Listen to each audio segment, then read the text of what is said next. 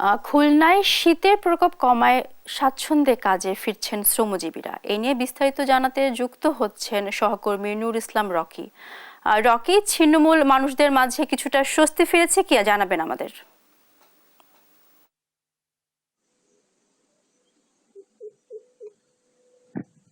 মাঘ মাসে শীতের কিন্তু প্রভাব থাকে, কিন্তু এই বছর একটু ব্যতিক্রম দেখা যাচ্ছে খুলনাতে। এই মাঘ মাসের আজকে প্রথম শুরুতেই বলতে পারি, কিন্তু শীতের তেমন প্রভাব কিন্তু নেই।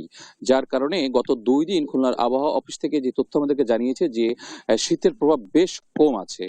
পাশাপাশি কুয়াশাও কম, যার কারণে কিন্তু কর্মচাঞ্চল্যতা আসলে ফিরে পেয়েছে। আমরা এই মুহূর্তে যেখানে আছি সেখানে আপনি দেখতে পাচ্ছেন দর্শক যে সকাল থেকে কিন্তু কাজে এসেছে সাধারণ যারা শ্রমিক তারা, এবং তারা শীত কম থাকার কারণেই কিন্তু কাজের স্বাচ্ছন্দ্য পাচ্ছে।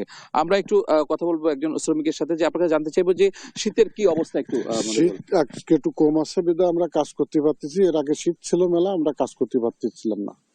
দর্শক, আপনারা যেমনটি শুনছিলেন যে শীত কম থাকার কারণে কিন্তু তারা কাজে ফিরছে। তবে শীতের পাশাপাশি কিন্তু কুয়াশার প্রকোপও কিন্তু কমে গিয়েছে, যার কারণে কিন্তু স্বস্তি ফিরেছে। দূর দূর থেকে যারা শ্রমিকরা কাজে আসছে তারা কিন্তু স্বচ্ছন্দে কাজ করতে পারছে।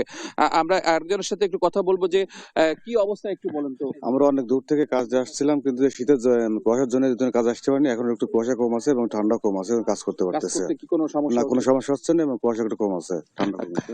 দর্শক, যেমনটা শ্রমিকরা বলছিল যে তারা কিন্তু এই 2 দিন শীত এবং কুয়াশার প্রকোপ কম থাকার কারণে কিন্তু কাজে কর্মচঞ্চলতা বেড়েছে এবং তারা কিন্তু স্বাচ্ছন্দ্যে কাজ করছে।